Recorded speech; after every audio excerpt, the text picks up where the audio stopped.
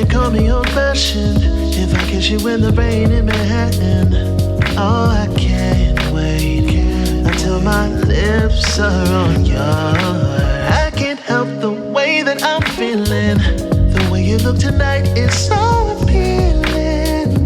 Hold up, I need to pace myself. You're the bullet to my heart, I swear. I swear.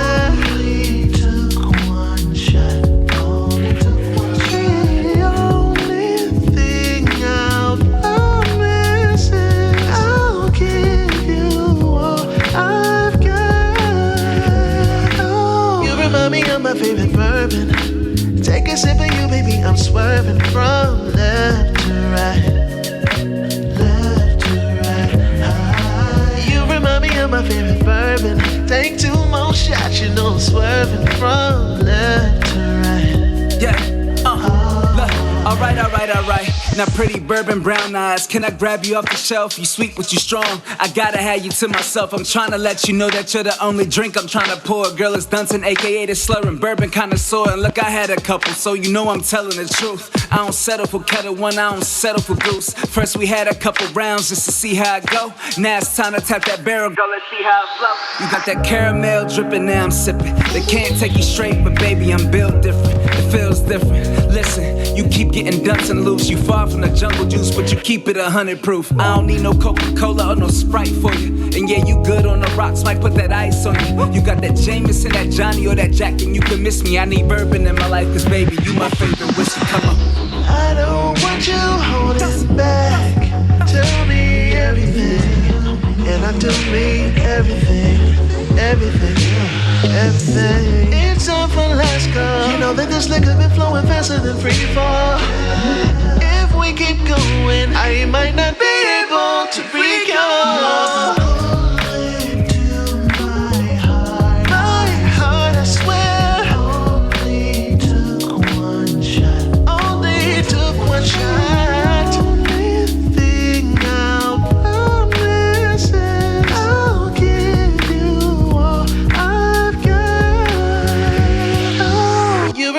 My favorite bourbon. Take a sip of you, baby. I'm swerving from left to right, left to right. You remind me of my favorite bourbon. Take 2 more shots, you know I'm swerving from left to right.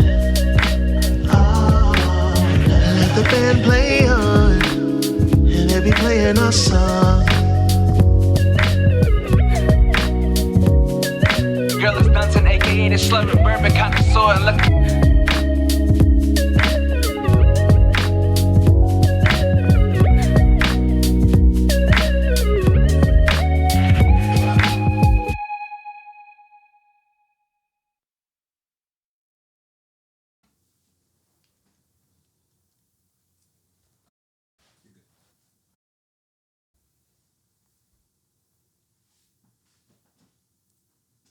Hey y'all, we're smacking.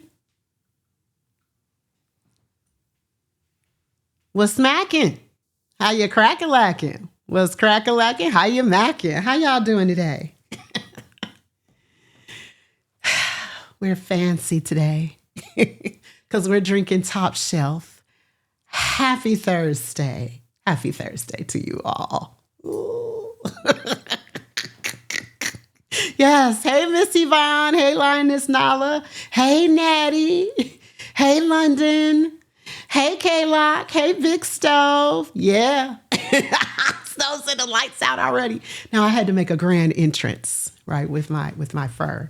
So listen, I'm going to say this several times before y'all try to call the PETA people on me or ASPC, with A, whatever the people that play, on the wings of an angel, in the arms of an angel, whatever the song is. This is my mother's fur, okay? This is my mother's fur. So y'all, I'm not allowing you all to talk about my 95-year-old mother. This is her fur. This is a silver fox, just so you know. Sorry, little Foxy. I mean, I'm not a fur person, but this is my mom's. Hey, LaWanda. How you doing? So, yes, I had to wear my pearls and my Sanguines, as my brother used to call them, sequins. and all of my finery for this show. So what's going on, y'all? What's happening? I am Lisa the X, aka Brown Whiskey Woman, live from Lock and Key Media Studios in the ATL. Shouty, right? Exactly. Tell them again, Lioness Nala. This fox is very old. It definitely was killed a long time ago. So, yeah. Hey, Sea Love, how you doing? So yes, this is a silver fox stole. Probably this thing is probably, honestly, it is probably about a good strong 50 years old. Hey, Eb, congratulations. Y'all put some hearts in the chat for Ebony ATL, our newest partner. Thank y'all so much for the hype train. I appreciate the resubs, the gifted subs, everything. So thank y'all so much. So yeah, y'all put some hearts in the chat for Ebony. Show her some love. Hey, Rewrap, how you doing? Thank you for the sub. I appreciate you. Who else did I miss? Did I miss any? I'm trying to like mod and talk and all of that like I always do.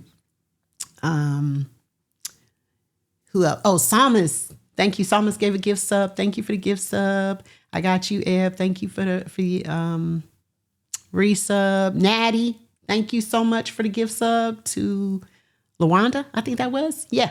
Okay.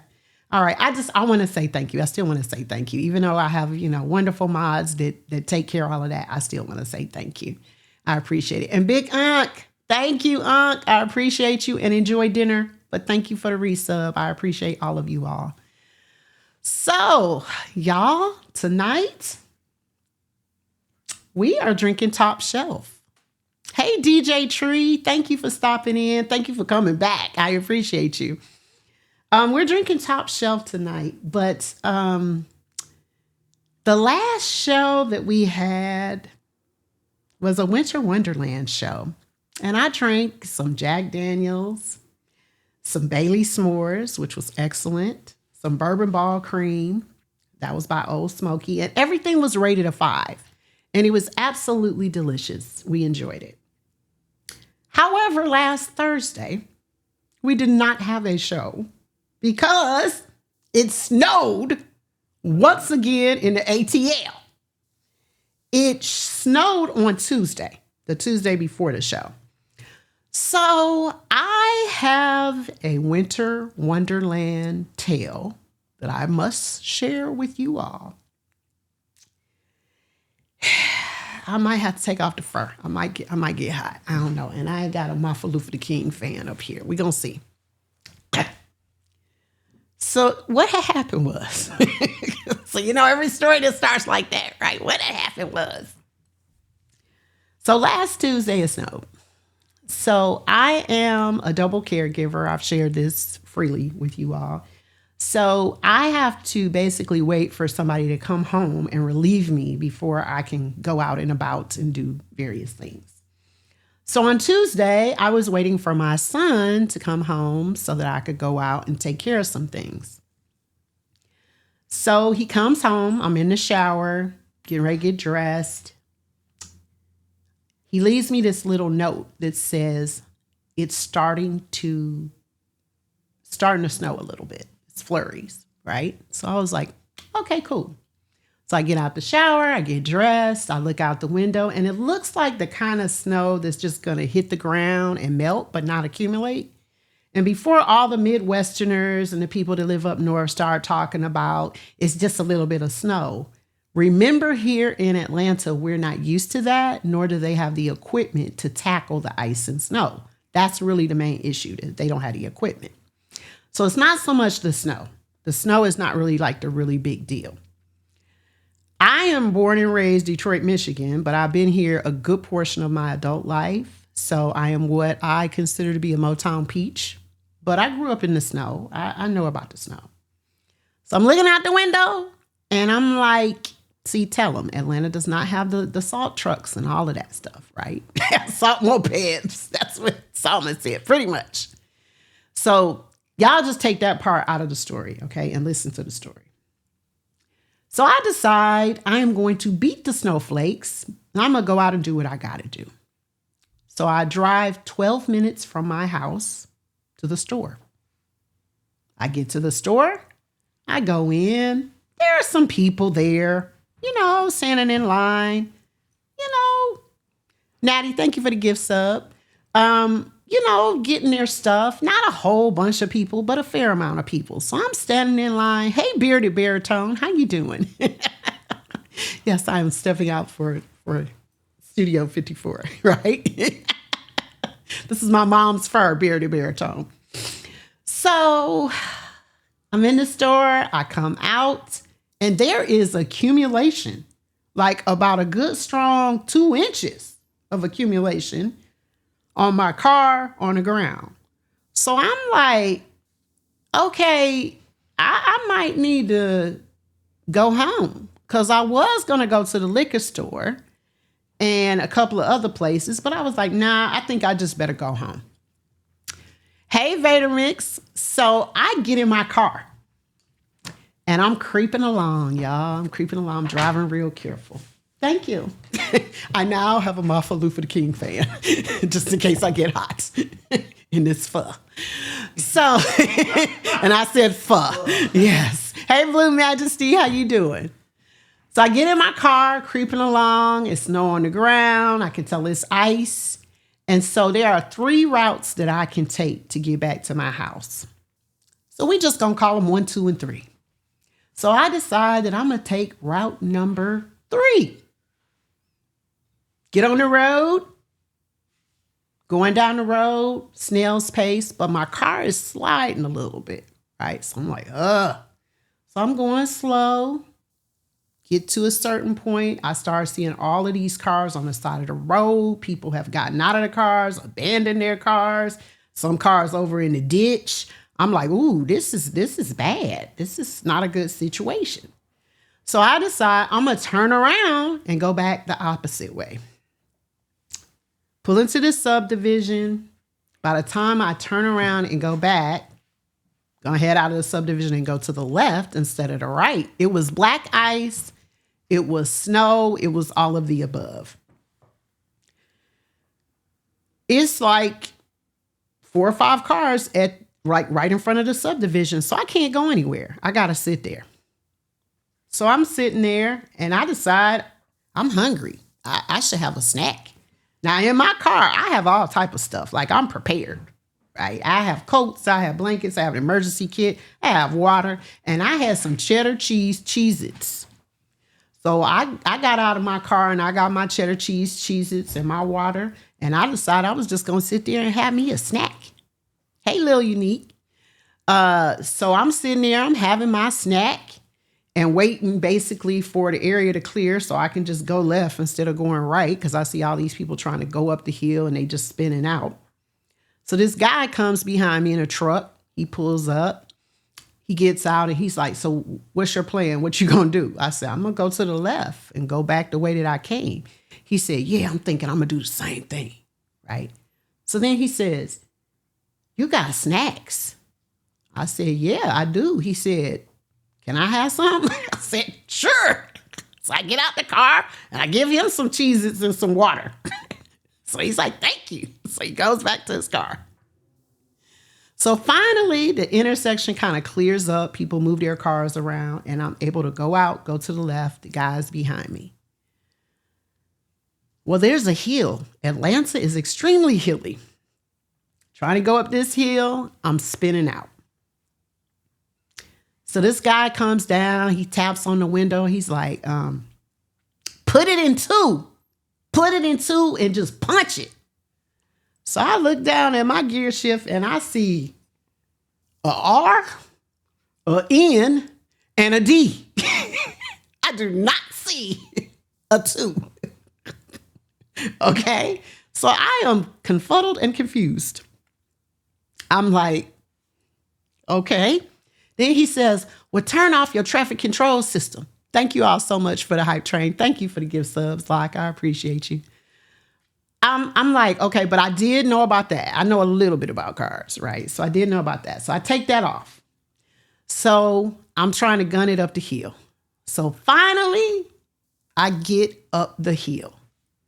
Now, by this time, this 12-minute trip has taken me roughly about an hour. I'm already at hour number 1. My kid is calling me. He's tracking me on the iPhone. He's like, what's up? What's going on, man? Where you at? Like, I'm stuck.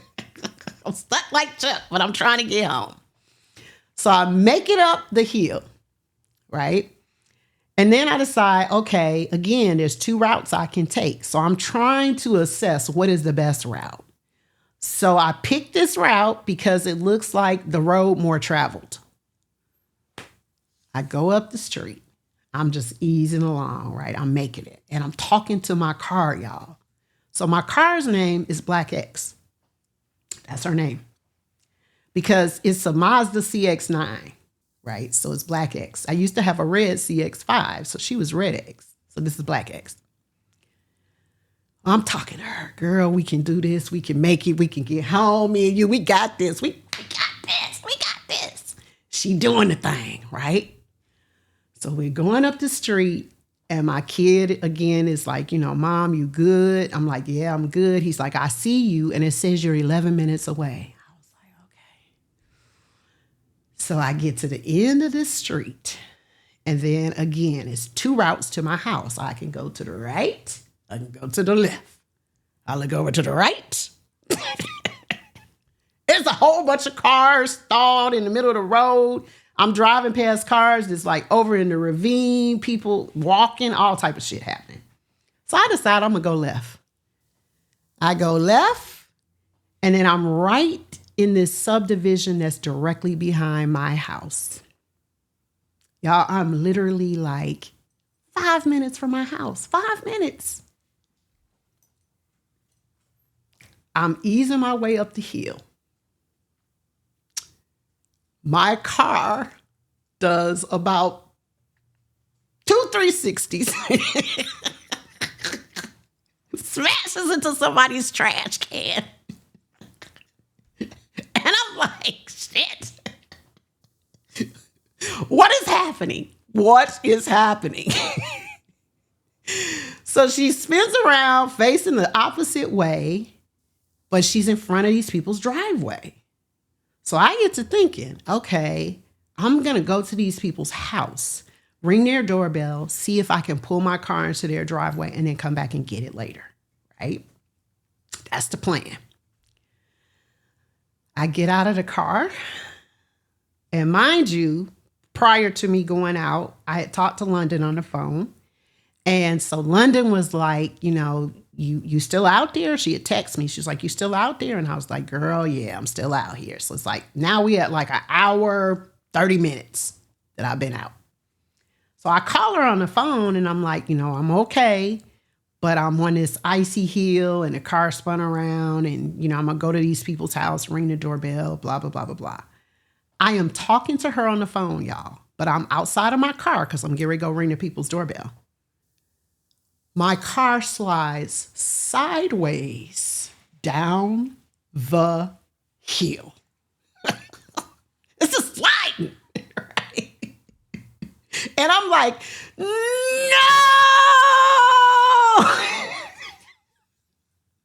And foolishly, I tried to run behind the car, and I fell and busted my ass. I did not hurt myself, because I wasn't thinking about none of that. But I fell and bust my ass. It's these dudes at the top of the hill cracking up laughing. So I was humiliated, but I didn't give a fuck. So down the hill where my car is sliding, on one side of the street is mailboxes and a lake.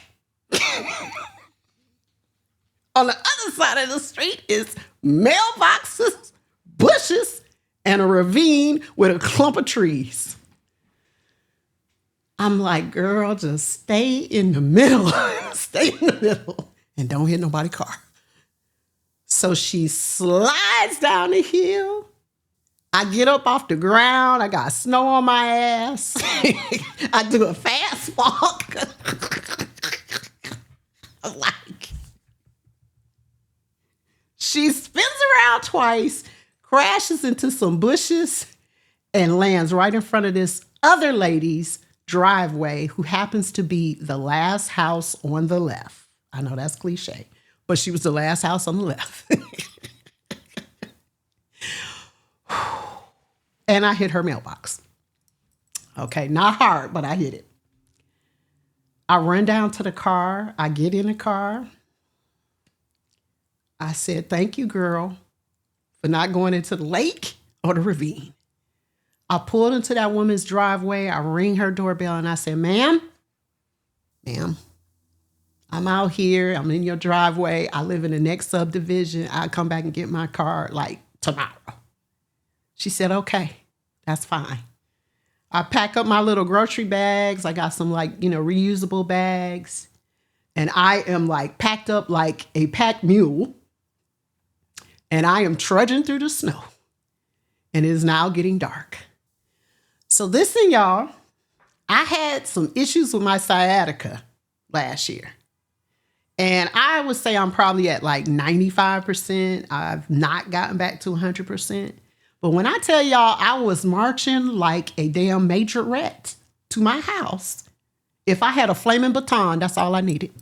I had on some boots. I had boots on. I had a coat, scarf. I was equipped. I was ready. I don't play that when I go outside. So I was ready. Y'all, I walked, I think it was maybe I don't know. I guess I would say it was about maybe 4 or 5 city blocks, so to speak, that I had to walk, because next subdivision over in my house is on the corner. The boots did have fur. They were Uggs. They were Uggs. So yes, I was marching like Sophia going to work. I wasn't thinking about no sciatica, no hurt leg, had my groceries, did not give a shit. All I was like is let me get home to my house. Get to my house. I'm like, I'm here. I practically could kiss the ground, right? So I called my son. He was like, Mom, do you want me to meet you halfway? I was like, no, I'm good. I'm here. I'm in the driveway. So he comes, he opens up the garage door. The little dog comes out, running out through the snow. He's like, are you okay? I'm like, I'm home, so I'm okay. So I go in the house, sit my ass down, and I pour me up some whiskey. Because y'all, I earned that motherfucking drink. Okay? I was like, whew. My car sat at that woman's house until Thursday. Because on Wednesday, she called me. I gave her my information and everything. She called me and said, there are 2 cars blocking the driveway, so you can't get your car out anyway. I was like, it's all good. It's good. Hey, sweet Jamaica. I was like, it's fine. So I waited until Thursday, never made it to the liquor store. None of that shit happened until the next week. So there was no show because of that. And then I marched my ass back around there like a majorette on Thursday at about 1 o'clock in the afternoon and got my car. And I drove off and I went to the liquor store to behold, the things that we have today, or at least some of them. Some of them were on my shelf. So yeah, that was my winter wonderland story. But then I have to add to this. London, I really ought to call you. Because all of this stuff happened, right? And London had a totally different idea of what actually occurred. And when she told me what she thought actually occurred, it was almost even more hilarious than what really occurred. Hey, Derek. London, should I call you? Can I call London? Can you call London? London, are you up to telling your version of what you thought was going on real quick? Okay, we're going to call you, London, so get prepared. Okay, so that is what happened, but I want y'all to hear what London thought happened to me, because remember, I had to hang up, I had to go because my car's sliding down the road, all of that. So I'm here to tell y'all that my car has dimples.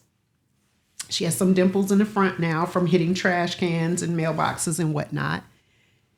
She's fine. They did tell me that I can take her and have an estimate done.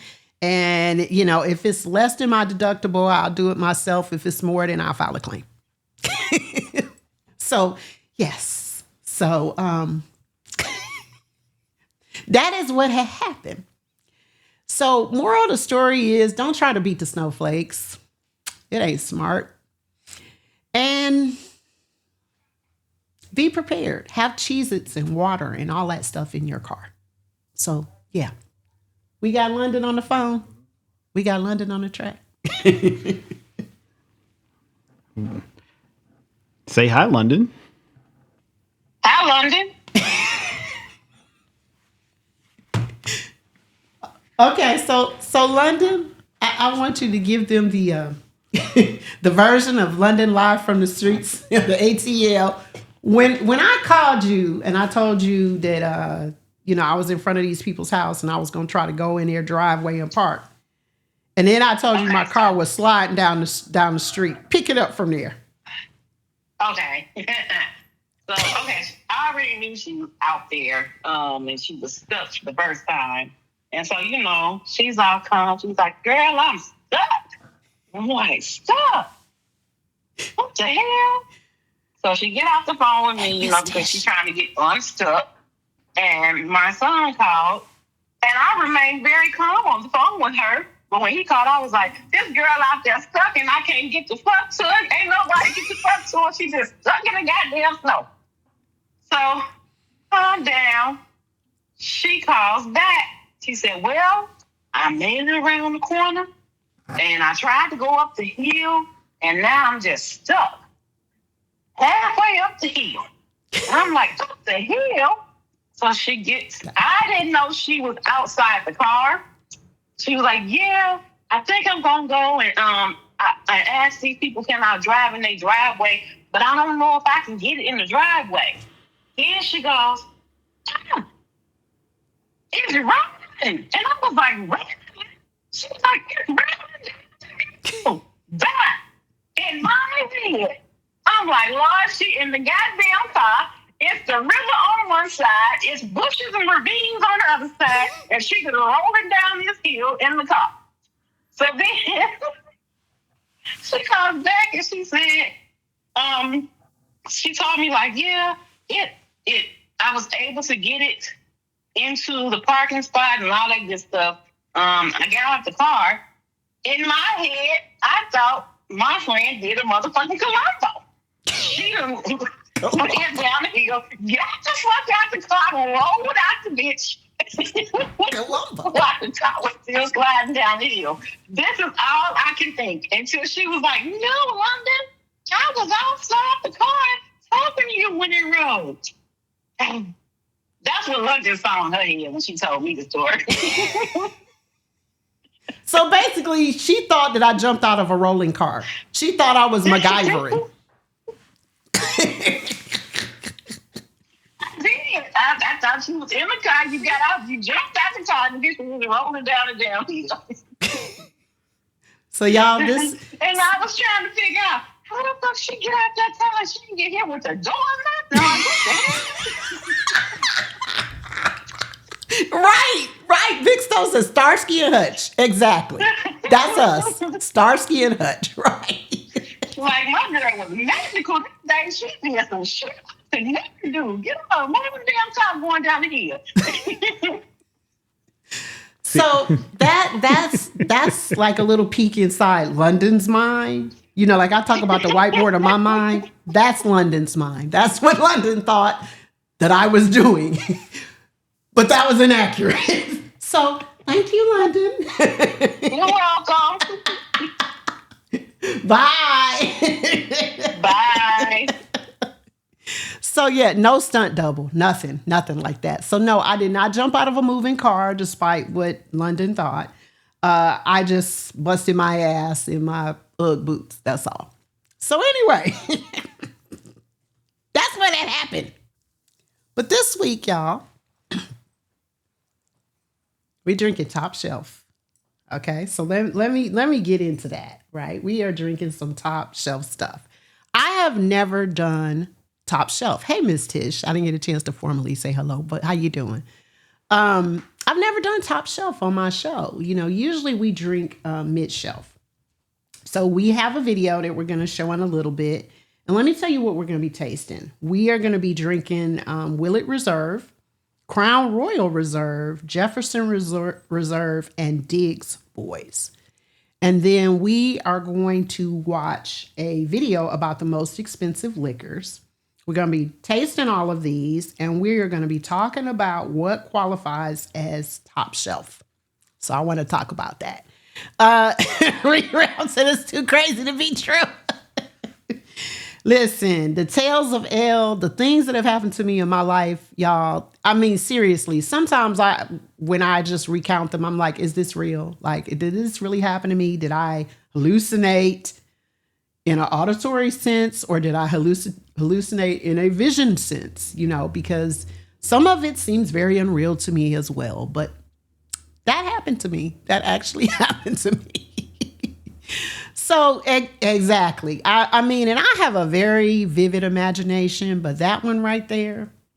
And then when I got London's spin on it, it just made it even more hilarious to me. So anyway, let's get to this liquor. So what does top shelf mean? Generally, when you go to a liquor store and you're looking at the layout of the liquor store or the layout of a bar, the most expensive things are on the top shelf. So cost-wise, they're usually $50 or more. Mid is considered $25 to $50, and then the bottom shelf is below $25. Now, really, this is designed to create the illusion or impression of something that is exclusive, but it is often not accurate. Some companies will even create a taller bottle on purpose so that it has to be put on the top shelf. And they call this forced placement. And sometimes it backfires in a bar. I'm not gonna lie to you all. In a bar, sometimes they don't have the shelving space depending on the design of the bar. So the stuff that's supposed to be on the top shelf, they will put it in a cabinet underneath. And a lot of times it doesn't get asked for or served as often. So there are some bars and stores that are kind of changing their setup now, and they're going with groupings of things. Like they might put all of the rye whiskeys together. They might put all the flavored whiskeys together. They might put all their specialty things together. So there is a shift. There is a shift. But for the most part, you're still going to see this kind of grouping. So the things that define a top shelf liquor would be the price, which I just talked about. Hey, Funk Laura, how you doing? I like Eartha Whiskey Kid. I like that because I like Eartha Kid. She's one of my favorites. The quality, which would have to do with the aging process or some type of special processes they use for the whiskey. The brand, which would be like their reputation.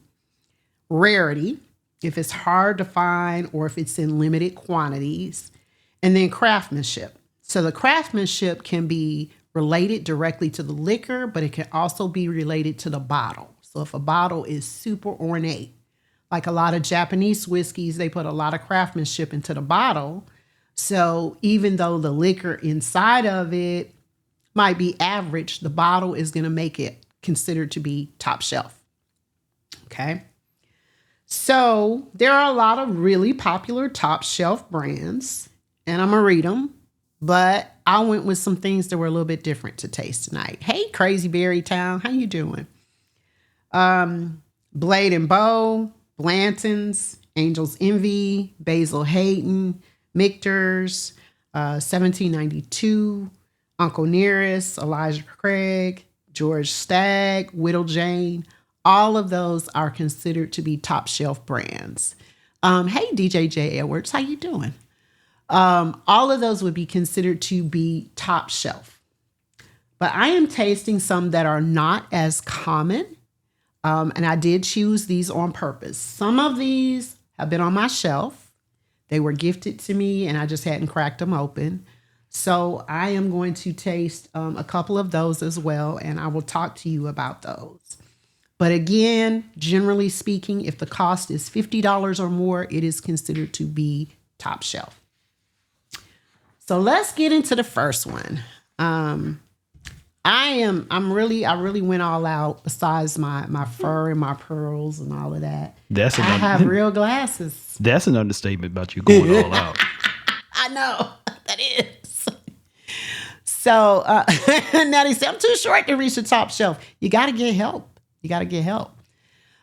Generally, I will taste with my little communion cups. That's what we call them. But this is called a WEE, W-E-E, Glencairn glass. So Glencairn glasses are specifically made for tasting whiskey. Of course, they have the larger size. That's usually what they're going to serve your whiskey in if you go to a bar or a restaurant. But this is called a wee Glencairn or a little Glencairn. So a Glencairn is a glass. Of course, it comes out of Scotland. The name comes out of Scotland. And they make these specifically for whiskey and cognac. So the shape of the glass. So look at that.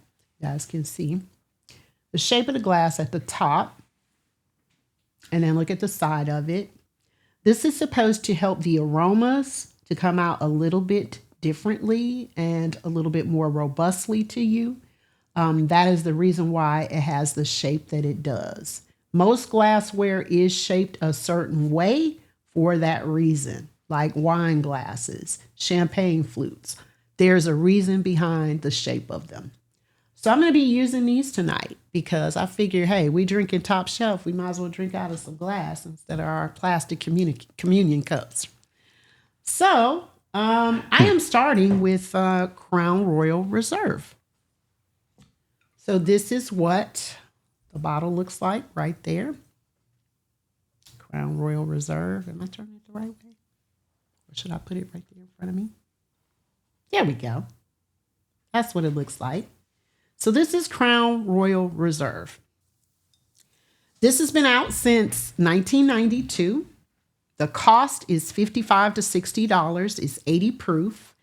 The bag that it comes in is a tan bag with like gold strings on it, and it was formerly called Special Reserve.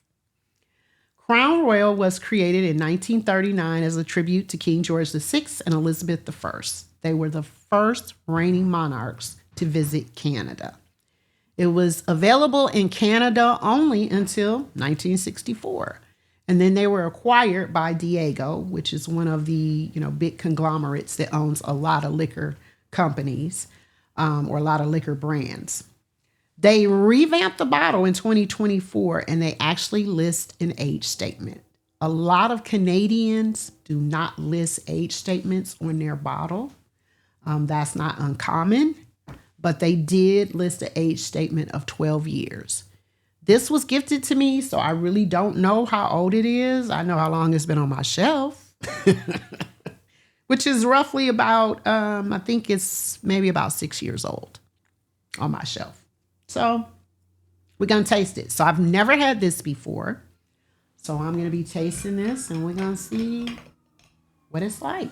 So Crown Royal Reserve. It had absolutely no gurgle. Ooh. Right.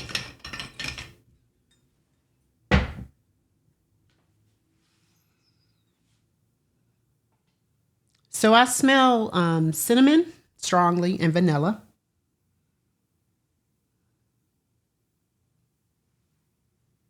Something that's slightly berry cherry-ish.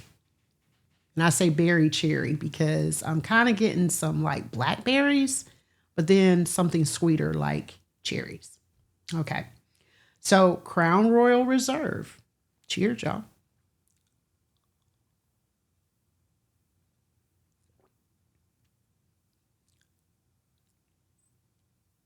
Okay. It had absolutely zero burn. No Kentucky hug at all because it's Canadian.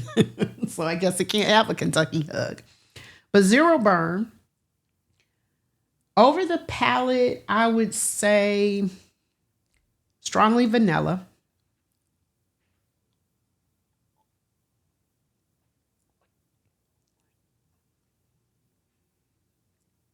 And actually kind of a neutral taste. Like I'm not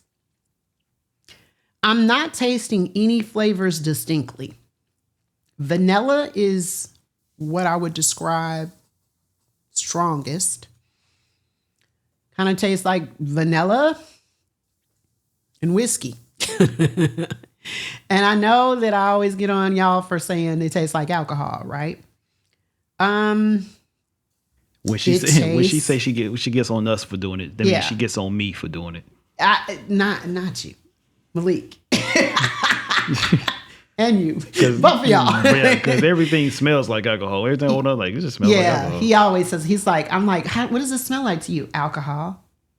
That's the wrong answer, Locke. That is the wrong answer. However, he's a teetotaler. He doesn't drink. So for him, it's a little bit different. Malik, I have higher expectations. Okay. So Vic Stone said, at least it doesn't taste like $9 worth of fragging egg bullshit. So on a scale from 1 to 5, you all, I think I'm going to give this about a 3.5 or a 4. It's smooth. It's extremely smooth. It's a good sipper. Okay, so I'm going to say this is a good sipper.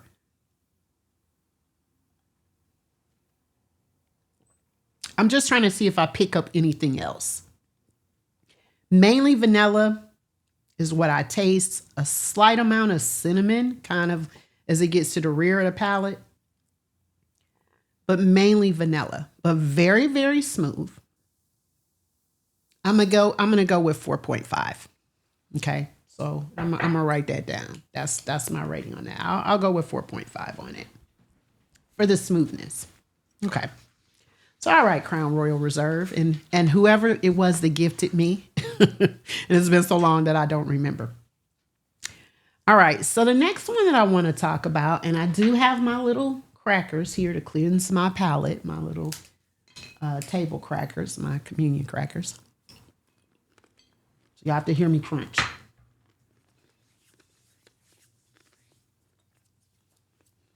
And I didn't read the bottle. I always say read the bottle, so I'm breaking my own rules. Let me read the bottle on the Crown. So it says Crown Royal Reserve, blended Canadian whiskey. Each barrel of Crown Royal has a unique character, handpicked and nurtured from the best barrels to create Crown Royal Reserve. I do know that the master distillers choose these barrels. And it just says, the fine whiskey is my gift of appreciation to all Crown Royal enthusiasts. And again, this one is 80 proof. So not bad. 4.5. That's what I give it. All right. You sure it wasn't 4.6? I'm sure. If y'all don't know what that means, shame on you. That's what I'm going to say. I would tell you go back and watch the replay, but you can't anymore. It's gone. So anyway, so the next one that I'm going to taste is actually one of my top shelf favorites. It is called Jeffersons Reserve. So the reason why this is one of my favorites, and this is what it looks like. This is the bottle. And it says on it, very old Kentucky straight bourbon whiskey.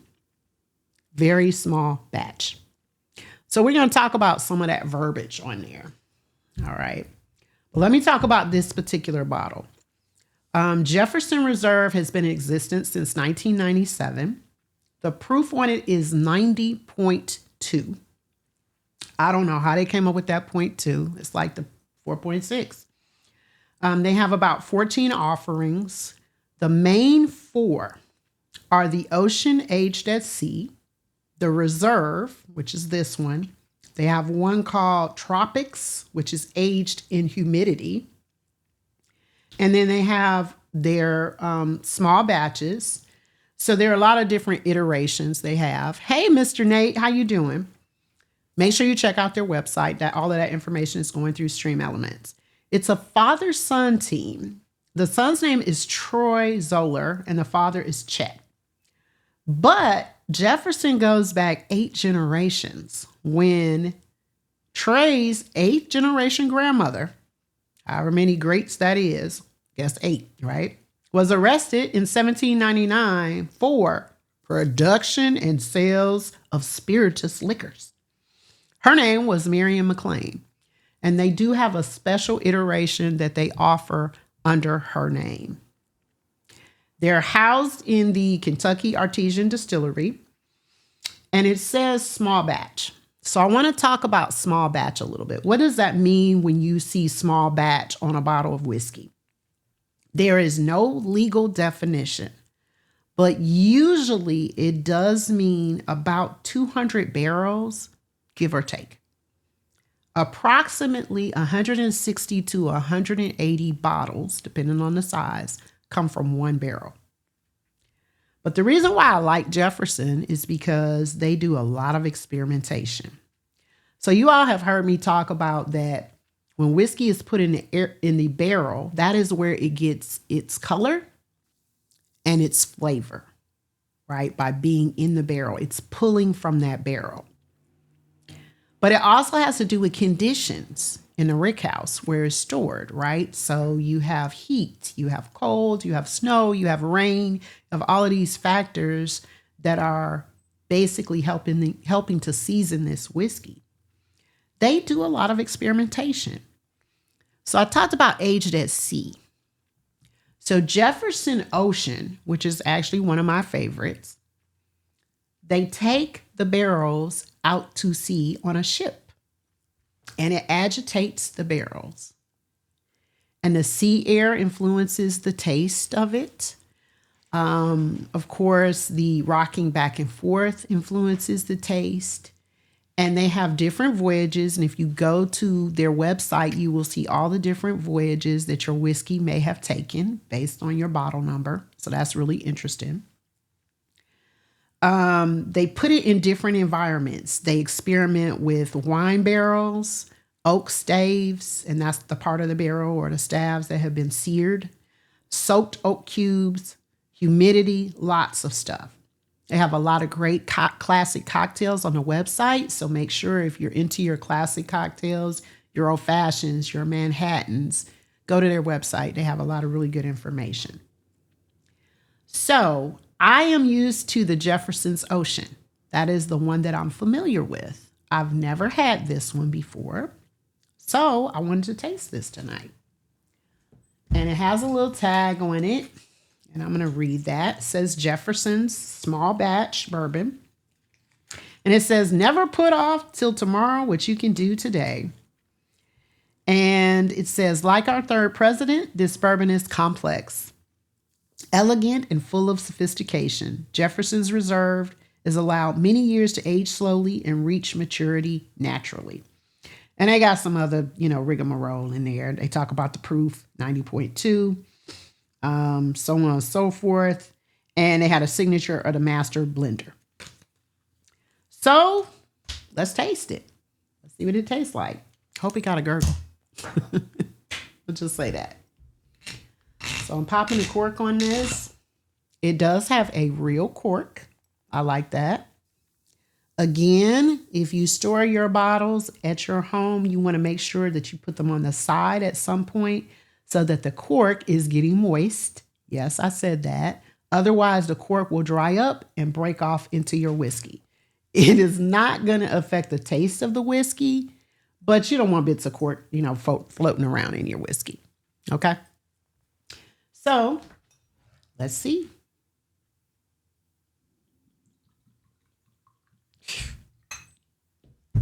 It had a gurgle. I like it already. Okay. So what I'm doing is called nosing. Professionally, it's called nosing. So I'm smelling it. I get honey and toffee right off the rip, right? You don't want your cork to break off in it. No, you don't. Just a tip. Hey, Marcia, how you doing? Yeah, I get honey, toffee, a little bit of caramel. Okay, so let me taste it.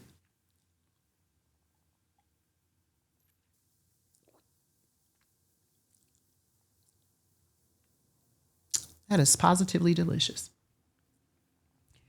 Very smooth. I taste a little bit of spice, like nutmeg, allspice, cinnamon, something like that. Definitely tastes a honey flavor, which I smelled in it as well. Don't so much taste the caramel, but it has a caramel type of smell to me. But it is extremely smooth. Hey, Cruz, how you doing? Scale from 1 to 5, I give it a 5. So Jefferson's for me is keeping up with its reputation. So the Jeffersons Ocean, I definitely recommend, and the Jeffersons Reserve, I recommend as well. So it's a 5. This is a 5. Really, really good. Worth the money. It's about $60 here in Atlanta. It might be a little bit more where you are. It does depend, because usually I buy it at the liquor store and then I Google afterwards to kind of see where does it rank, in other places. But $60, 90.2 proof, some good stuff. Some really, really good stuff. All right. So moving on to our next one. So we talked about our tall bottles, and how that can affect placement. So we got one. Look at that. That is Willet. So that's what it looks like. And you see the tall top on this. So this is a replica of the pot still that is used for distillation, and it is built by Vendome Copper and Brass Works. Vendome makes practically all of the copper stills and anything brass that is in the Kentucky, Tennessee area or used in distillation, period. They are the big dog, okay? So this is a replica of a copper still. This one is 94 proof. The mash bill or the recipe for it, and a lot of them do not list their mash bill or their recipe. 65% corn, 20% wheat, and 15% barley. Now, when this goes into the barrel, it looks like a genie bottle. When it goes into the barrel, it is 115 proof, and they proof it down to 94. So what do they do to proof it down? They add water. That's how they proof something down. If you have a liquor in your home, a whiskey or whatever it is, and you want to proof it down, the way you proof it down is to add room temperature water to it. That will get your proof down. A lot of times that will open up the flavors a little bit, and I'm going to talk about the proof. So yes, they are watering down the liquor from the distillery because there are rules and regulations about proof. Okay. I did talk about that a little bit on Whiskey 101, but there are rules and regulations about what it can be in the bottle. Okay. What the proof can be in the bottle. So that's the reason why they do it. So we're going to taste this. I had a little cracker in my hand, so we're going to taste this. And this is Willet. This was another one that was sitting on my shelf. And you all can see it had some evaporation. Look at that. So this has been sitting on my shelf roughly about, I would say maybe about 6 years. Probably as long as the Canadian is the Crown Royal. But you see how much evaporated, and it was full to the top. So that does happen. Hey, Miss Riz, how you doing? That does happen. If you let your whiskey sit or whatever liquor, evaporation is a natural occurrence. That is going to happen. So after 6 years, this is how much it went down to. And I would say it was filled just about to the top. Someone gifted this to me, and I decided I would just hang on to it for whatever reason, really because I have other things that are kind of mid-shelf or mid-price that I like better, to be perfectly honest. I've had Willet at a bar, never had a bottle of Willet, but hey, here we go. So it is out of Bardstown, Kentucky. 1936, Thompson Willet created the brand, but the family goes back to 1864. The family bird seal was created in London. It appears on all the Willet family estate bottles. They have about 13 varieties, including Old Bardstown is underneath their umbrella, and Romans Creek. So if you like either one of those are products under Willet. On the grounds too, and if you go to their website, which is going through Stream Elements, they have beautiful photography. There's like a beautiful video of the grounds, and they have a bar at Willet. And if you go to the area that says go to careers, because I always go just to see what they have listed, they have some wonderful sayings and sage advice there. So check out their website. Very sleek. Love the way it looked. Really liked it. So let's try Willet. Oh, Jesus Christ. What have I been holding on to this for?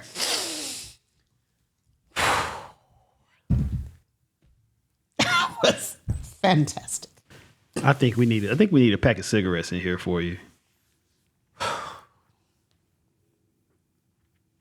Y'all.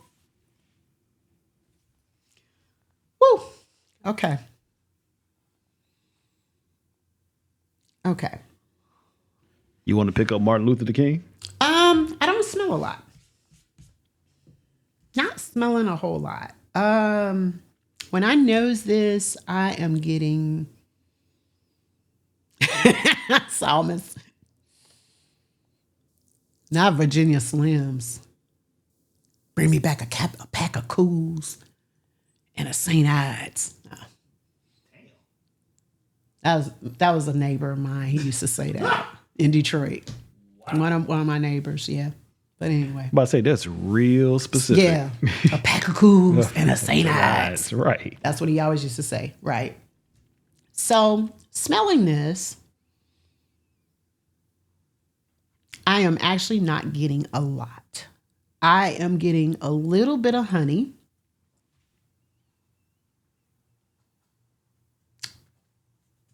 That's kind of it. I'm not really getting anything else. Not Black and Milds. What you trying to do, Solomon, with them Black and Milds? Not Pall Malls. Pall Malls, that's old. Okay, so I also want to talk about, it has like a oily type of texture to it as well. But let me taste it. Cheers, y'all.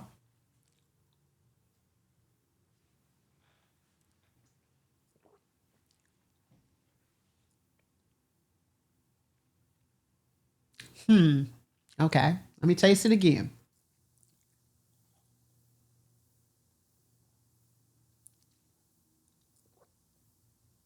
Okay. Very smooth. No bite. Zero burn. No Kentucky hug. I'm not getting strong flavors. It's just very, very smooth, but I'm not tasting anything distinctive. I told you I smelled honey. Now, I will say there's a possibility this sat on my shelf a little bit too long. Hey, D-Man, how you doing? Yes, I'm fancy today. Have on my pearls and my fur. Yeah, I'm not getting a lot of strong flavors. Okay, and maybe it did. Maybe you're right, Locke. Again, this is 94 proof, and this is $70 per bottle. Okay, so this is kind of up there in terms of pricing. I mean, I will give it a good rating, but is this something that I would recommend a person to drink at the bar if they wanted to drink top shelf? I'm going to say no. I would not. I would not recommend it. I mean, it's $70 a bottle. The bottle is beautiful. I love that it's a replica of the pot still. I love that. I don't know. It's just kind of neutral. It's just kind of neutral to me. I think that there are better things that you could buy on the shelf that would have more flavor and probably give you a little bit more bang for your buck. Okay. I do love the shape of the bottle. Again, this is a marketing ploy. that it's a replica of the pot still, but then it's tall, so it forces you to put it on the top shelf. So again, this was gifted to me. This is an individual who knew that I was an executive bourbon steward, and they were like, I want to gift you with something. So they gifted it to me, and it sat on my shelf for a while. Well, they knew I was a whiskey drinker. I wasn't a bourbon steward then, but they knew I was a whiskey drinker because it's been sitting on my shelf about maybe 6 years, I would say. Probably as long as the Crown Royal, the Canadian whiskey. So, I don't know. Yeah, I think rating wise, I'm actually going to give Willet a 4. I'm going to give it a 4. I mean, it was good.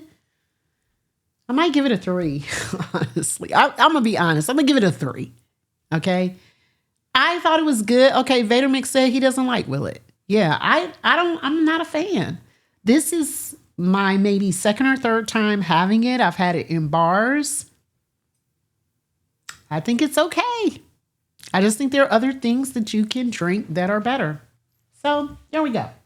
All right, but let me read the bottle. Let me not rob them of their moment. Let me read the bottle.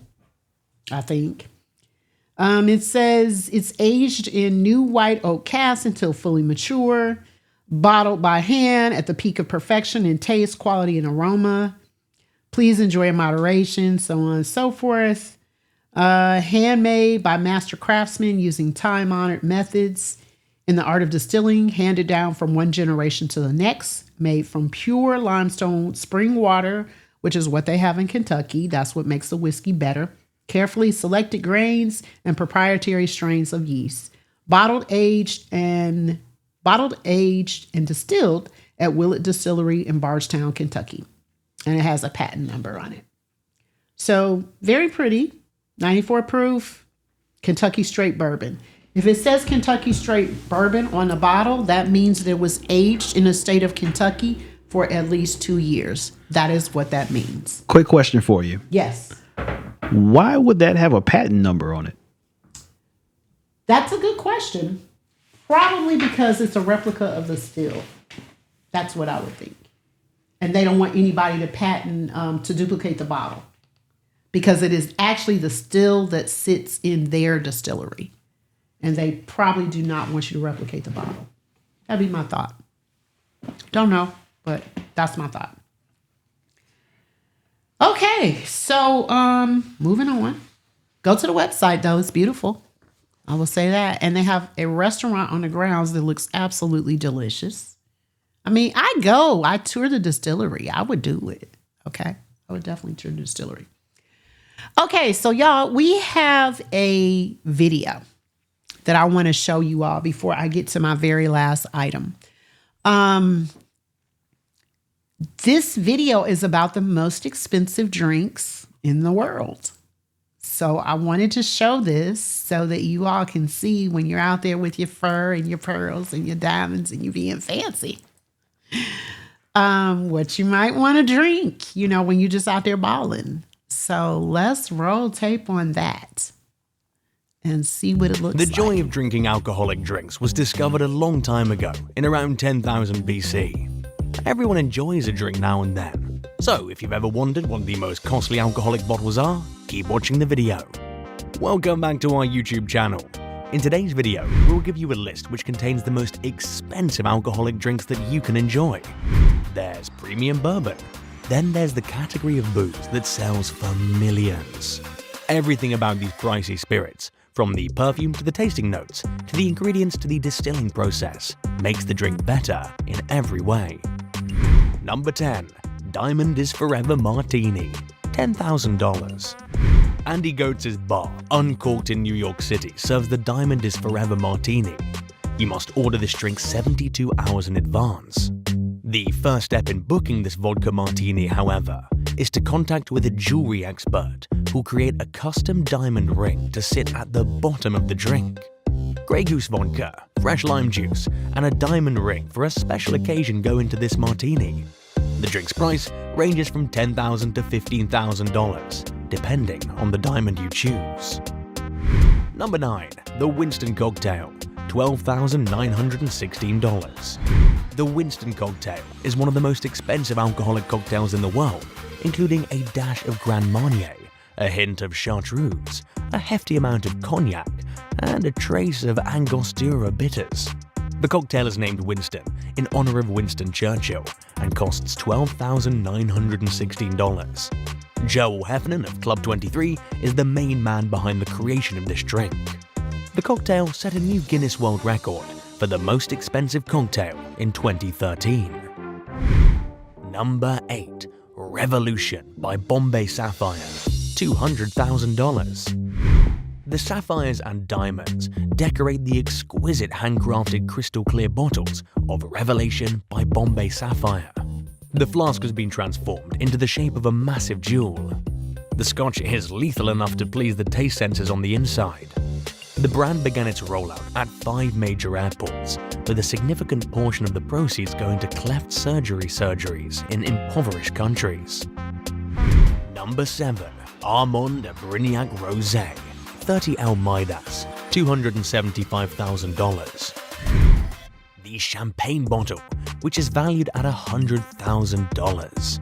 Many items have been inspired by the legend of King Midas, the man who was blessed and cursed with the ability to convert anything he touched into gold.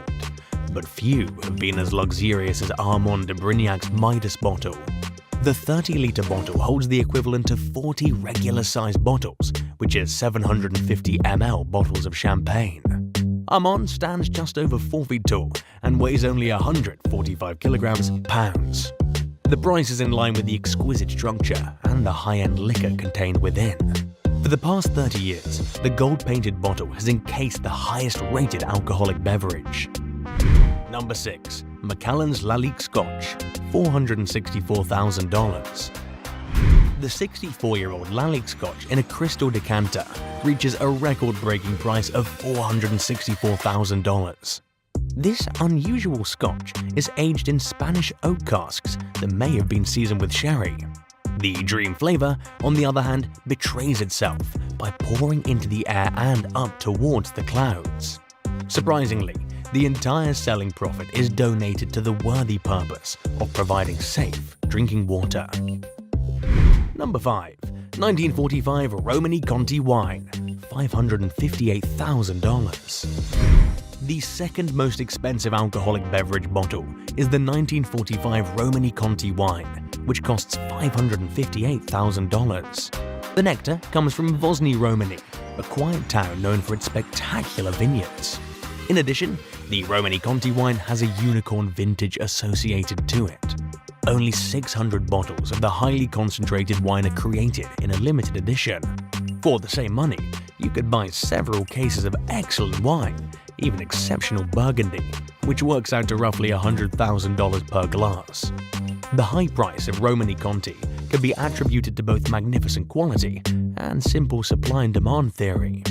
Each year, roughly 5,000 bottles of Romani Conti are produced, and the supply cannot be increased because the vineyard cannot be enlarged, and instructions stipulate a maximum harvest output. In 1945, only 600 bottles were manufactured.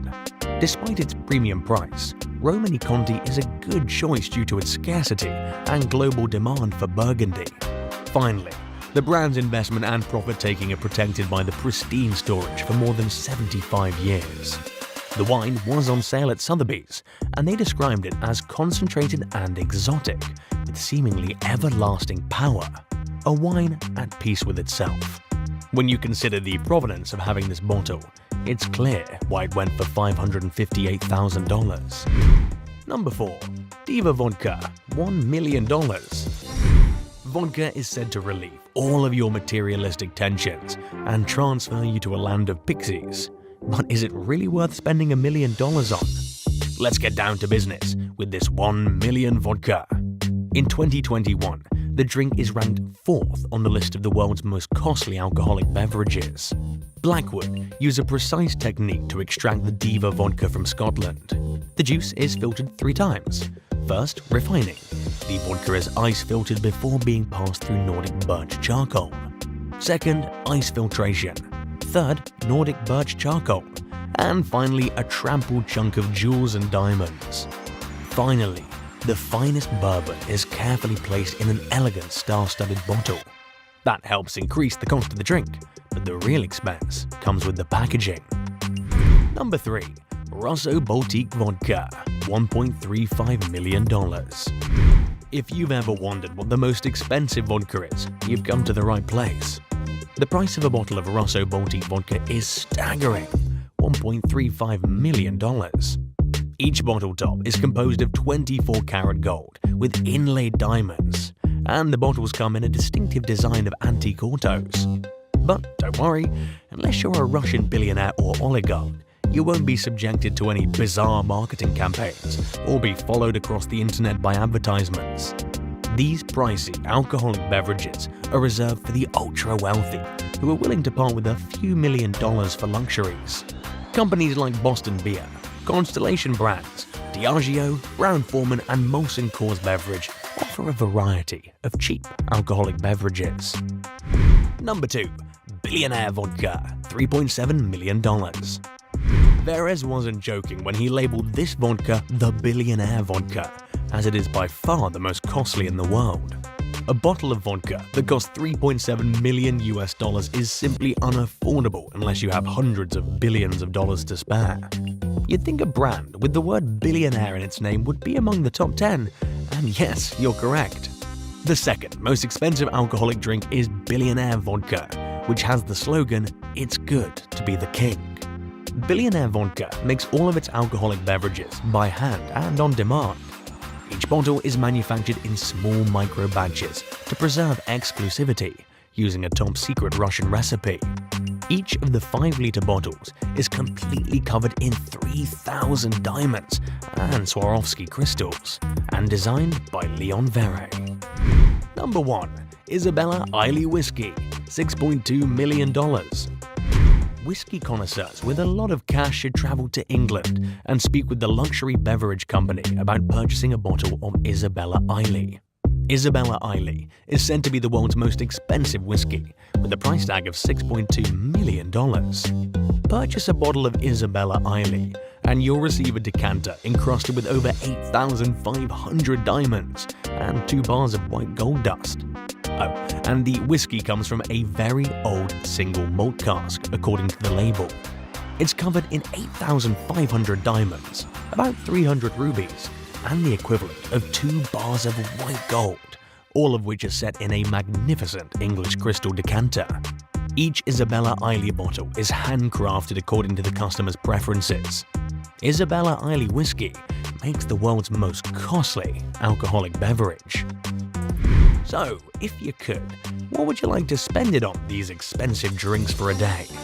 Tell us in the comment section below. And if you liked our video, don't forget to like and subscribe to our channel. So, Locke and I just sitting here reading the comments. First of all, I did have a costume change. Dr. Daddy Priest, thank you so much for the raid. I appreciate you, sis. Hey, DJ Moni G. Y'all comments are hilarious. Just want to say that y'all are like funny as hell. That's why y'all my people. But yeah, hey DJ Mo1, how you doing? Welcome anybody that I missed. Forgive me. Hey DJ Classics, how you doing? So I have one question, but I feel like I know the answer to this. Okay, then I'm gonna get to I had a little fur change here.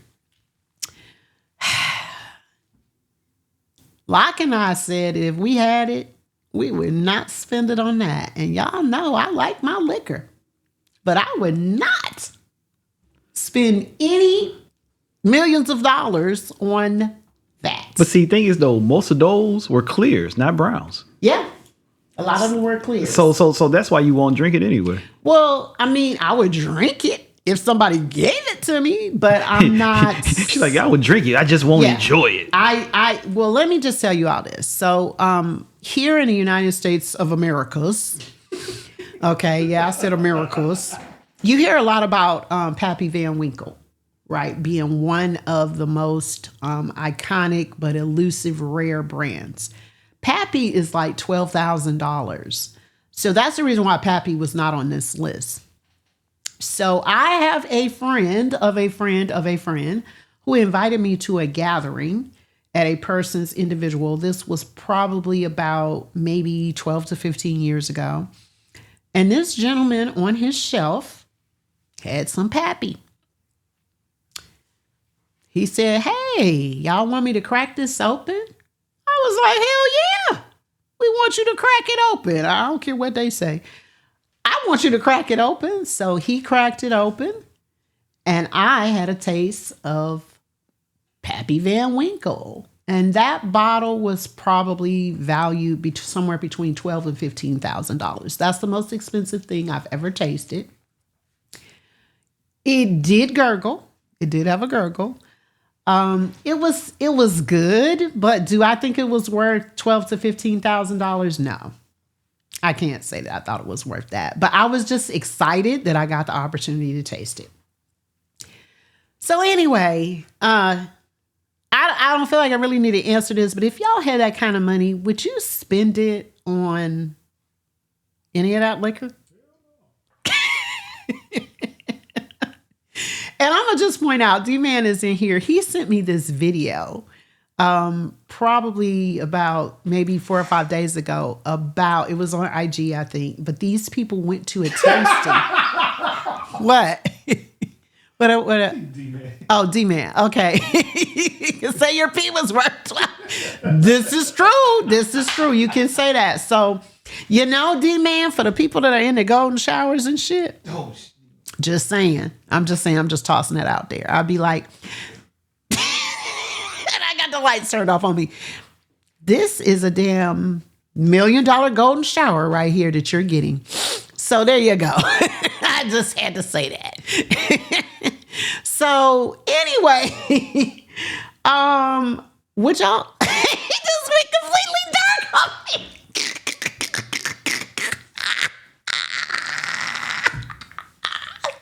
Everybody said, keep him off. Hey, Tally the DJ, what you've stepped into is madness. But anyway, y'all will notice I had a fur change. Okay. So do you all remember these? Like the people, or if y'all like me, I grew up with old ladies that had these. Okay. So let me talk about this a little bit. So this is called a fox stole. This is what it's called. Do y'all see the fox's face? The fox's booty with his tail and his feet. Okay. So listen, y'all, again, before you call PETA and the ASPCA people and all of that, don't do it. This is my mom's stuff. All the alphabets. All the alphabets. And it says on here, B. Spiegel Company, Detroit, Michigan, because that's where I grew up. And that's where my mom bought these furs.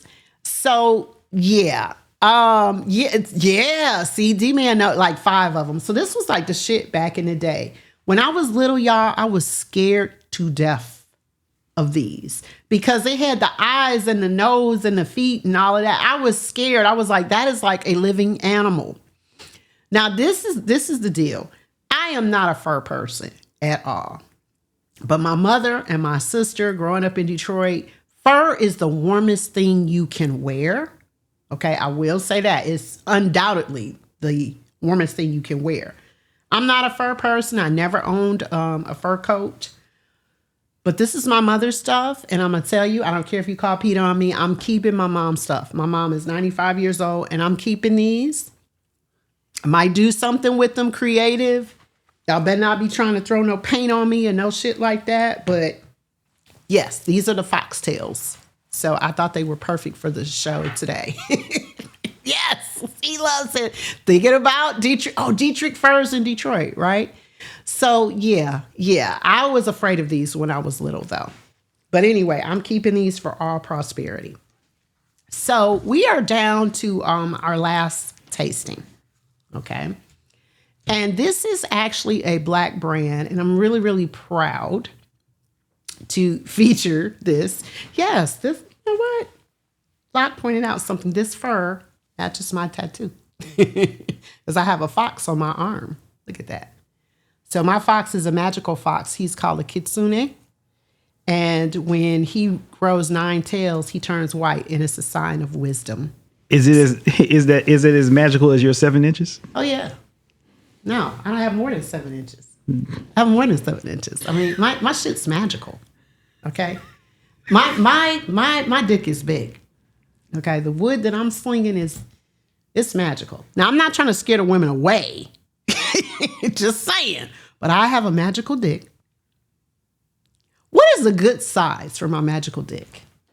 What do y'all think? Wait, what? Okay, Funklore. You my dude, you my boy. What's a good size for my magical dick? Me, Psalmist, and London all have magical dicks. Okay? This is like basically we said if we were given a dick for 24 hours, we would screw all the women, okay? And we have a magical dick. Okay, so Miss Yvonne said 9. I like 9. Because, see, I don't want to scare the women away, right? I don't want it to be like, they like, I don't want that, right? But I want to be able to slang my shit and be proud. Like, I want to look down at that like, look at that and smile at it, right? That's what I want to do. Okay. Whatever size we want. Okay, how about my shit just grows to accommodate whatever woman that I'm getting with at that moment. Whatever she likes. Yeah.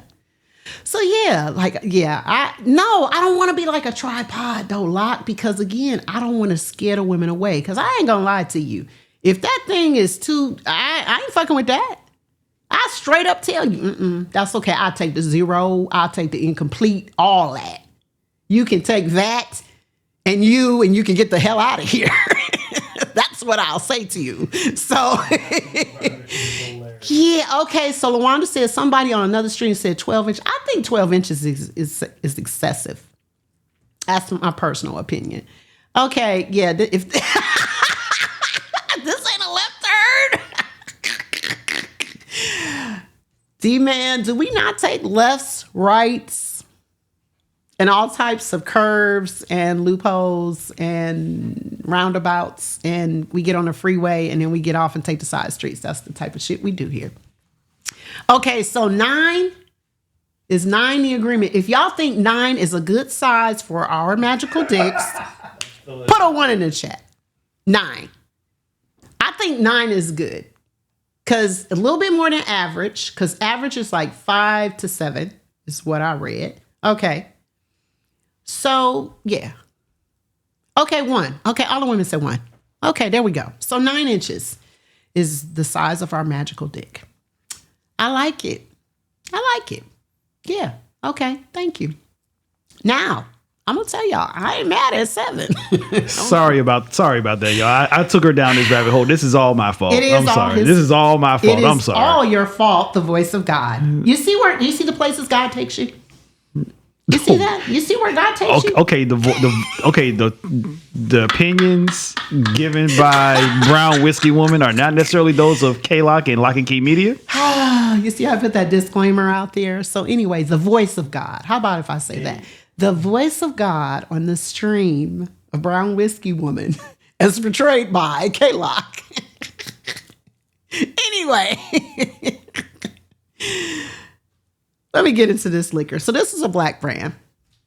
This is called Diggs Boys, and I am really excited. I have talked about this before when I have done black brands, but I'm excited to have this on my top shelf show. This is the most expensive. I paid $75 for it at Prohibition Liquor. It ranges from $75 to $150. So 3 frat brothers, Kappas, by the way, started this out of Philadelphia in 2021. This was born out of the pandemic. They decided that they wanted to create their own bourbon.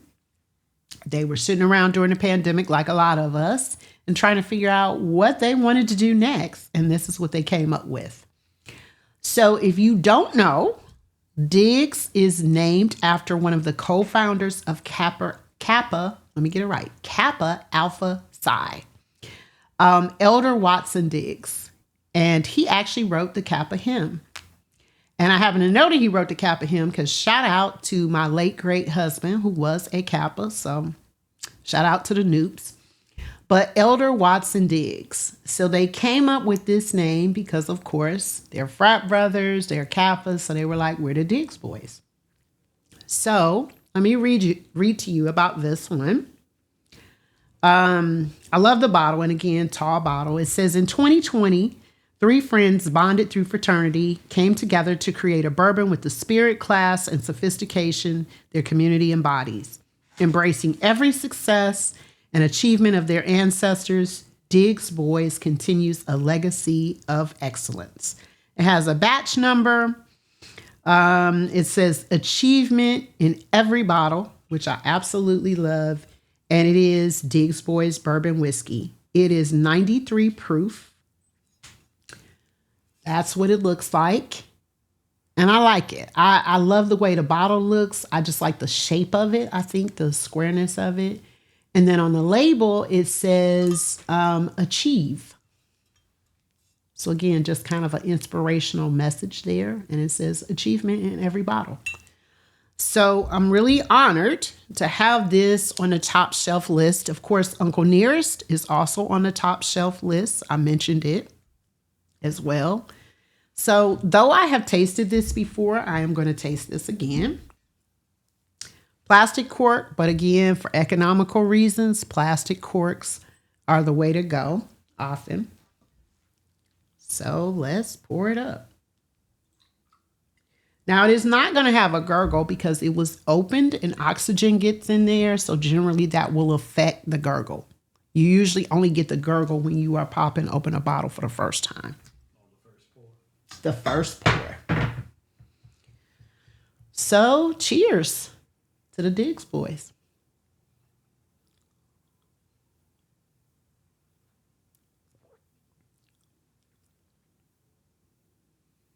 It's a 5. I already knew it. So what I smelled was vanilla. The cork does not affect the taste. It does not. I smelled vanilla and I taste vanilla and oak. It tastes a lot like, in some ways I would say it tastes a lot like the barrel. Okay. But in a pleasant way. It is very smooth. There is no bite to it at all. It's like zero burn. This is good. Now, when Malik was on the show with me, he did not care for this one, but I like it. $75, and to me, it was worth every penny that I spent for it. I'd buy it again. I bought it at Prohibition Liquor here in the Atlanta area. Very good. I don't know. How many inches is that bottle?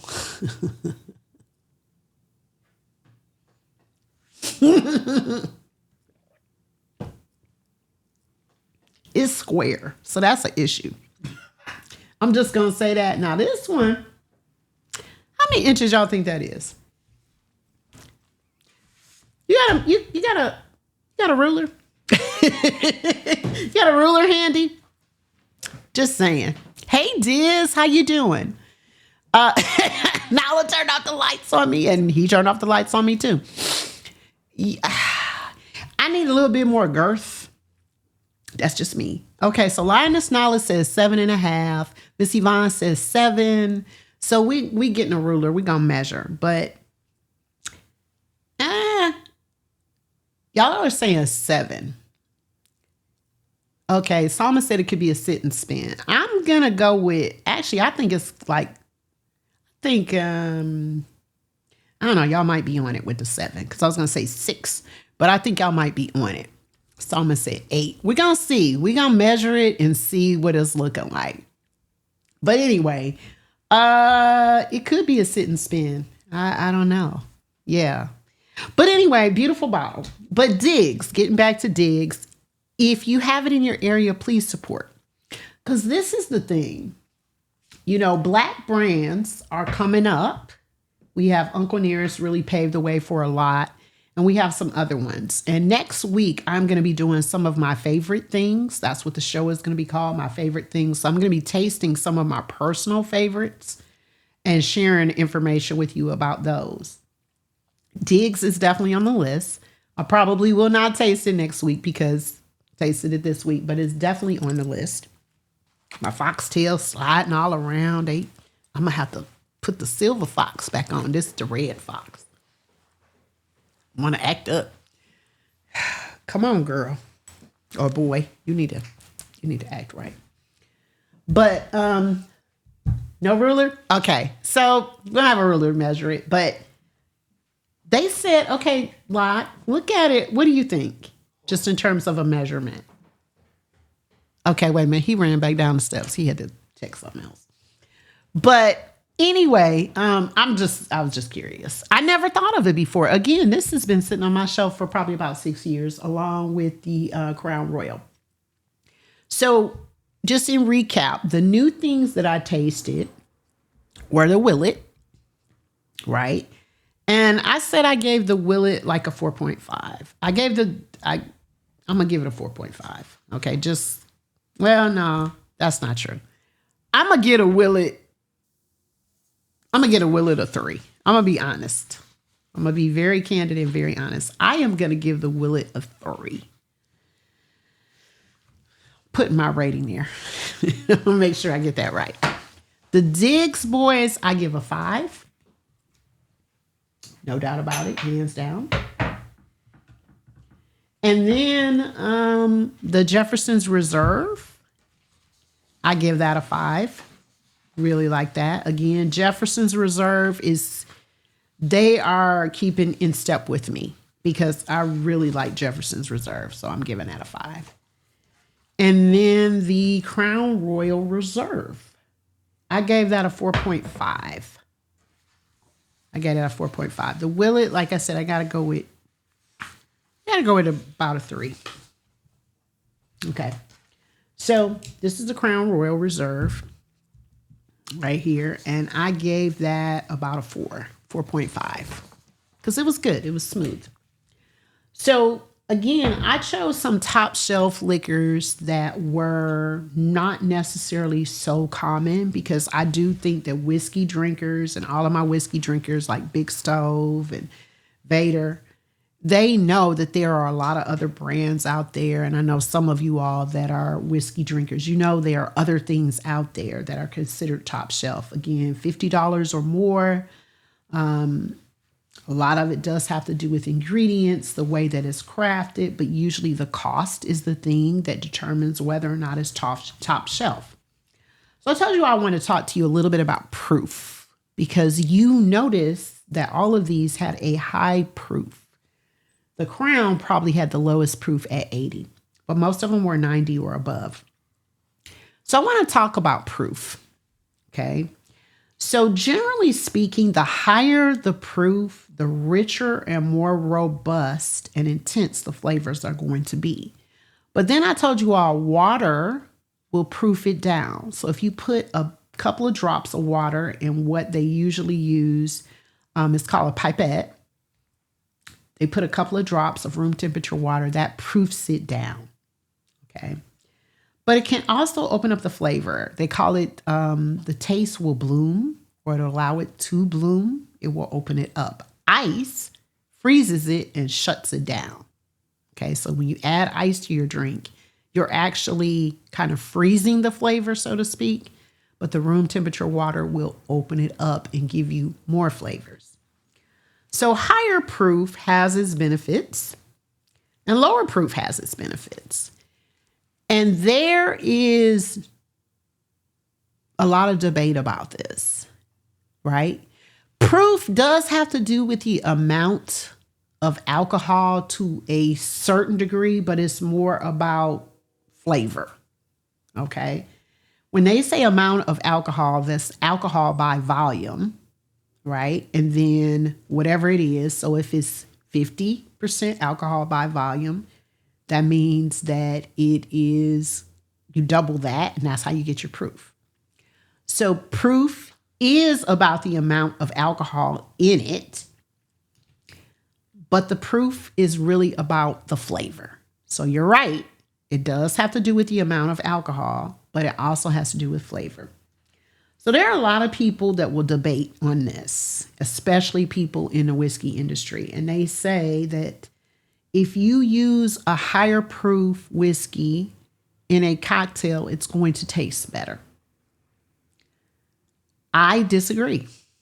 because a lot of times in a cocktail, and remember, a cocktail is something that has 3 or more ingredients. A lot of times the ingredients overpower the liquor. So I feel like, why should I use something that costs $75 or $100 in a cocktail when the other ingredients are probably going to overpower it? But there are people that will debate me from now until the end of time and say, no, put the better alcohol in there, and then you're going to taste more of that alcohol. It all depends. It's a matter of opinion. Okay. Hey, Midas, how you doing? Welcome in. Hey, Shazam X, how you doing? So I think it depends on preference. And again, I feel like there are people that will debate you. Now, you all know, you hear me say this all the time. You drink your liquor the way you like it, and you don't let anybody tell you how to drink it. There are whiskey aficionados. There are other bourbon stewards that will tell you the only way to drink something is neat. I disagree. I think if you like a cocktail, put it in a cocktail. If you want ice, put ice in it. If you want to, take that proof down, put some water in it. You drink it the way you like it because it is meant to be enjoyed. And though I am a bourbon steward, I do all types of research, and there's all types of mechanics that go into the distillation process and everything about whiskey and liquor. Please drink it and enjoy it. And if you don't drink it, that's fine too. Okay? I don't drink clears. And I swear to you that anytime I tell somebody I don't drink clears, they set out on a mission to try to tell me all the reasons why I should drink vodka and gin and tequila. I don't like those things. I'm not drinking those things. Okay? Have had some vodkas that I like recently, but I'm the brown whiskey woman. I will be drinking brown. Okay? That's what I like. So keep that in mind. It's all a matter of opinion. It's all a matter of what you like. And don't let anybody tell you what you like, because you know what you like. Okay, so that's my PSA. It will always be my PSA. And drink the way you want to drink. So I think the higher proofs are meant to be sipped. That's the way that I like to enjoy the higher proofs. Or if I'm at the bar and somebody else is buying, I'll take it. But for me, I'm probably going to go mid-shelf, more likely than not, because there are some excellent things that are mid-shelf. So I want to ask you all, do you have any questions about anything that I talked about? And then also, if you would be so kind to drop your favorite brands, be they top shelf or otherwise, into the chat, because I would love to hear them. Yeah, be you and do what you do. That's my motto. I like that too, Rewrap. I fully agree with that. But I would love to hear your favorite brands. Also, if you all ever have suggestions for brown, and I stress brown, that you want me to try on the show, please whisper me and let me know. I am happy to give it a try. You all know I'll experiment with things. Canada Dry. Fuck Lord, Canada Dry. I'm happy to try some things, especially I'm always interested in something I've not tried before, but please do that. And if you have any questions, drop those in the chat and I'm going to do my best to answer those. And then I want to talk to you all about some stuff that we got coming up. First of all, you see a pin at the top of the chat. It's Amani's Experience. It is a book that Amani has written. Amani used to be called the Professor of Twitch. And he has written a book. And for every pre-order, he will donate $1 to Beats for a Cure. Okay. So Moni G said he likes Uncle Nearest. Okay. Courage and Conviction. Now, I've not heard of Courage and Conviction. I've not heard of that. So, okay. So Smoke Lemonade from D-Man.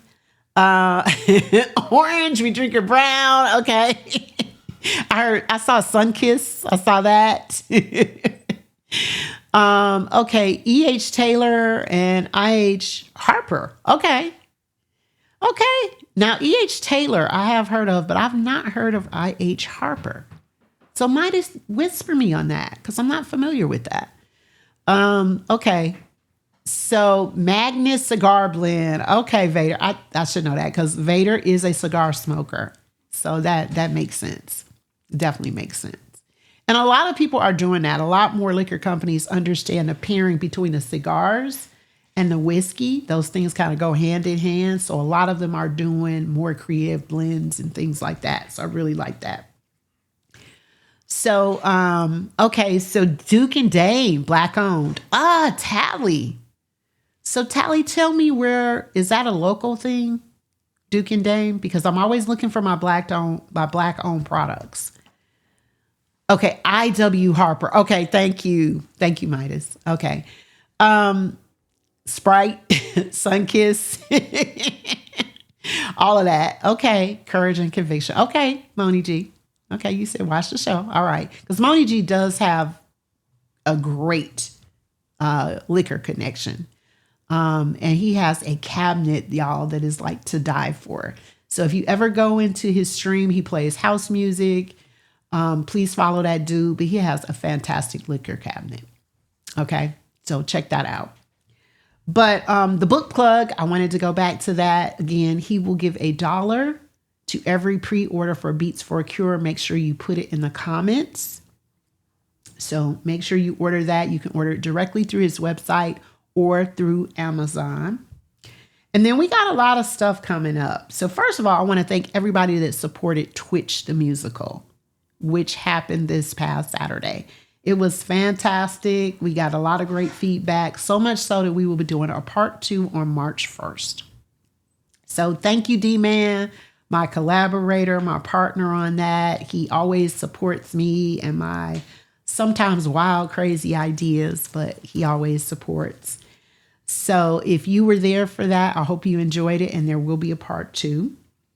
Then also on the Beats for a Cure stream, Crazy Berrytown is going to be on Saturday, February 8th at noon. There will be an edition of Brown Frisky Woman coming up on February 9th, which is a Sunday, with Locke and I. Why you turn off the lights on that? Yes, all the wild ideas that I have. Of course, I will be back next Thursday with my wild ideas, and I will actually again be doing my favorite things. So these will be my personal favorites, all the stuff that I really like to drink when I'm at home drinking, or if people come over my house and I offer you a drink, these are probably the things that I will offer you. Might make a cocktail or two. We'll see. There are more raid trains to come. One that I'm really, really excited about is called Music Over Everything. That's coming up in March. We have a Yacht Rock raid train that's also coming up mid-February, I think. And then we have Maine and Maine. That's the name of the podcast, right? For Locke and I. And that will be coming up on March 18th. That is our tentative date. It will be here on this stream.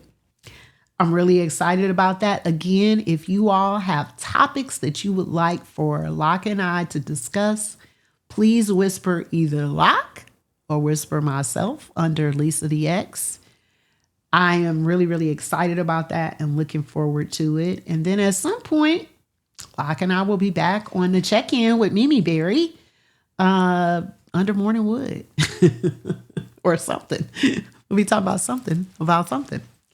So I want to tell you all, thank you for your support, first of all, for everything, for Beats for a Cure. If you put !BFAC, you can follow the stream. Please do that. Make sure you're following the stream so that you get alerts about all the great content. It will always be about health and wellness.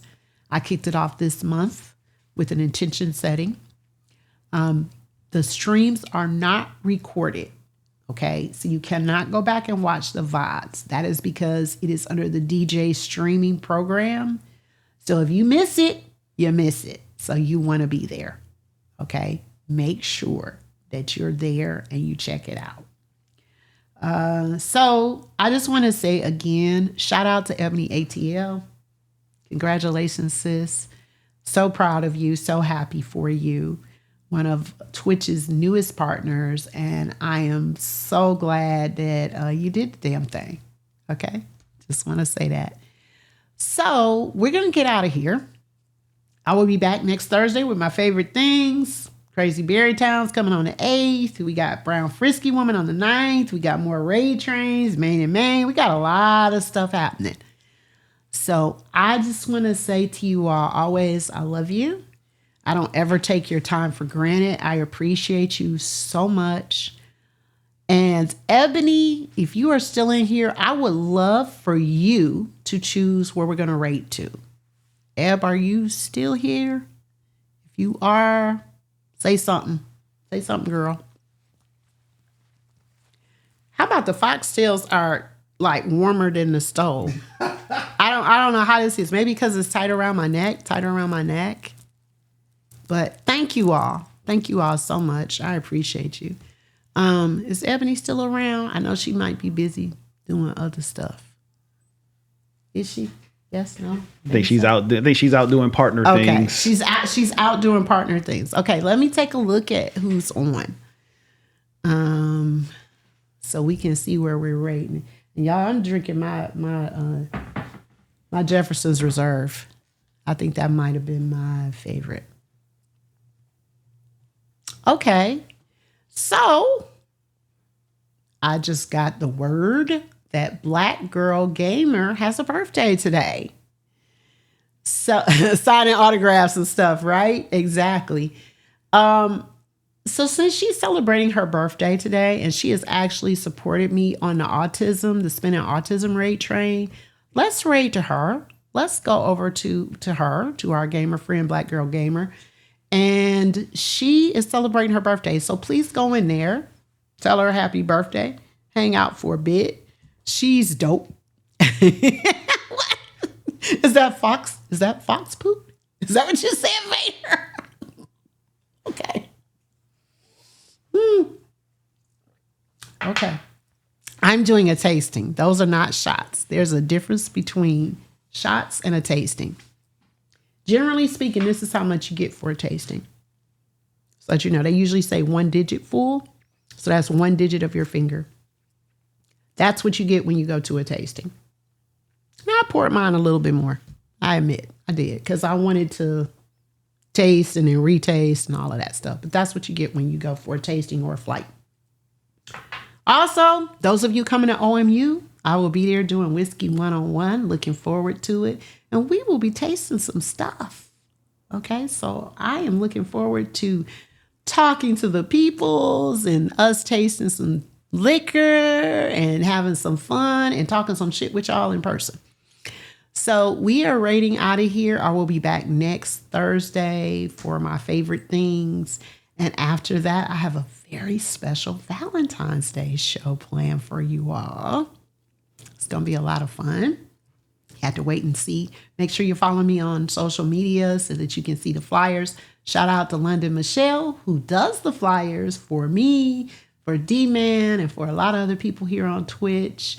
If you're looking for some social media stuff, she is your person. Just want to say that. And all of you all that are here in the Atlanta area, wherever you are, please support your DJs IRL. I'm going to stress that. They have events, they have parties, they're doing stuff. Please support them IRL, not just on Twitch. Okay? So now I can take my fur off. I'll just say that because for some reason that one was hot. That was hot. So anyway, Mafaloo for the King about to get broke out here. So Chris said red bra. No, what? What are you talking about red bra? My bra is black today. Anyway. All right. Thank y'all so much. I'll see y'all in the Twitch streets. Bye, y'all.